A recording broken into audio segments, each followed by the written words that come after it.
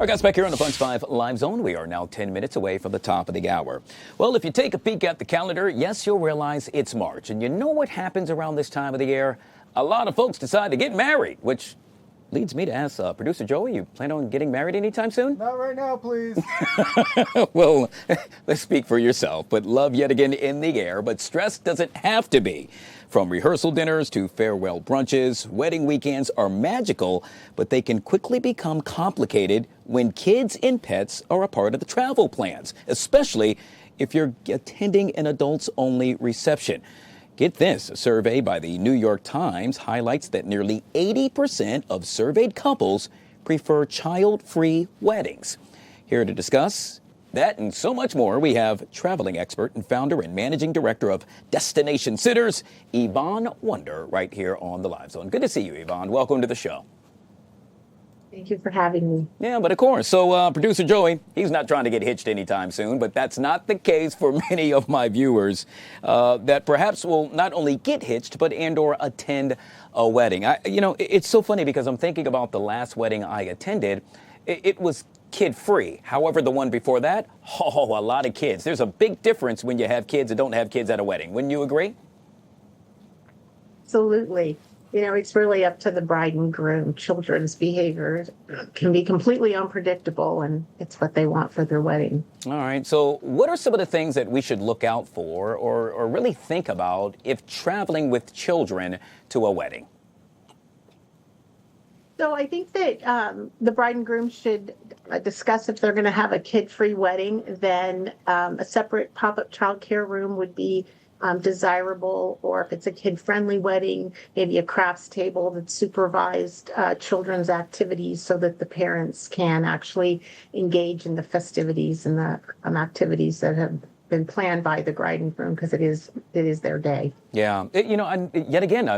I'm not a parent, so I haven't really thought about that. But what I have been before is the owner of a pet. And it's hard to travel if you are an owner of a pet, and perhaps you have to leave that pet at home. So, hey, Fido, you're coming along with me. If that's the case, yet again, the bride and groom, should they also think about guests that have pets? Well, actually, bride and grooms really want pets at their wedding. It's like almost like a second, it's like their child. So along with providing child care for weddings, we also can supervise pets.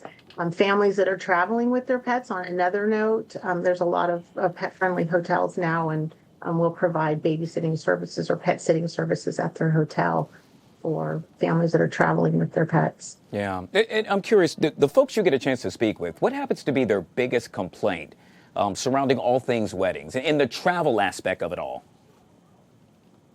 I think if it's a no-kid wedding, then, or an adult-only reception, then bride and grooms should really consider offering childcare to their guests that are attending from out of town, because that takes the stress off of them and they have the ability to come.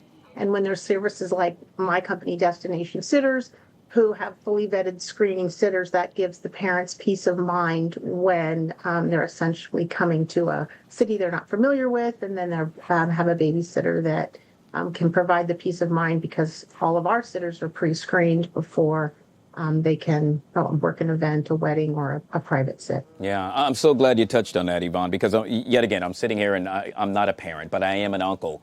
And dear God, I can only imagine leaving my niece and our nephew in the hands of someone else I don't know. Obviously, you all do it oh so well and you're trusted. How did you get to that point where folks that, let's say, never met you before, but they're willing to leave their children with you and or those that you have employed? Well, 17 years ago when I started the business, I found out there was no governmental oversight for the temporary babysitting childcare space. That completely shocked me. As a mother myself, I decided that we were going to create the standards in the industry, and that's where the idea came from. It came out of personal need. Every single one of our sitters is CPR, first aid certified, background checked, drug tested, random drug testing, reference checked, personal, professional. They come in our polo ID badge bag of toys.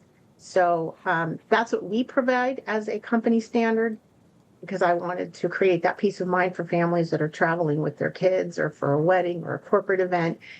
If for some reason you're not using my agency, there are other agencies out there. You should just kind of find out how the specific sitters that are watching your children or child have been vetted by the company, not company standards, but the actual, what they've done to qualify that sitter. That's a completely different answer. And then you'll know what you're getting and what's appropriate for your children. Yeah. I say this all the time on the show. I'm a storytelling type of guy. I love telling stories. And perhaps, maybe you could share with us a story about someone that was apprehensive about utilizing your services. But, well, dear God, not only did you show up, you showed out, and they absolutely loved it.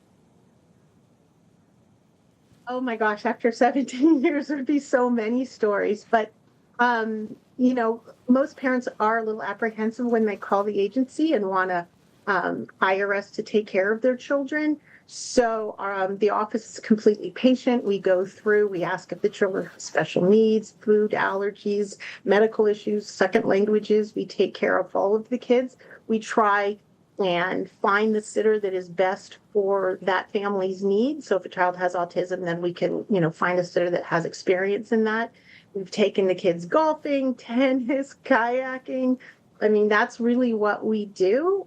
So our goal is to educate the parents on this industry and the screening processes and what we do. I work with all the major chains, hotels around the country, have 21 locations, so it's pretty easy for families to, utilize our services. Yeah. Yet again, I think this is the coolest thing. I wish I had known about this earlier. And not only that, but you made mention of taking them golfing. Am I too old to sign up? I'd like to go golfing as well. Well, you can certainly go golfing with our VIP of operations. He has a 3 handicap, so bring it on. Good stuff. Yet again, traveling expert and founder and managing director of Destination Sitters, Yvonne Wonder, joining us on the Live Zone. I truly enjoyed this. Thank you so much for your time. Thank you for your time. I appreciate it. You bet. Bye-bye. All right, folks, we'll take a quick break. We'll be right back.